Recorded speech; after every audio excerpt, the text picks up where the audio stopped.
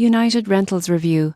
Pricing explained what you get for your money. United Rentals isn't just a construction equipment company. You won't believe how many industries rely on their services. Most people get this wrong by assuming rental rates are rigid, but the surprising truth is pricing is highly flexible depending on duration, equipment type, and delivery options. Daily rental rates start around for basic tools, while specialized equipment like aerial lifts or excavators can cost or more per day. Weekly and monthly rates often reduce the cost per day significantly. Most people overlook delivery, pickup and optional maintenance services, which can be bundled into rental agreements to save time and money. United Rentals also offers comprehensive equipment support. You won't believe how quickly technicians can respond to on-site issues, minimizing downtime. The company provides safety training and operational guidance, ensuring your team uses equipment efficiently and reduces the risk of accidents. In conclusion, United Rentals pricing reflects both the versatility of available equipment and the premium support services included.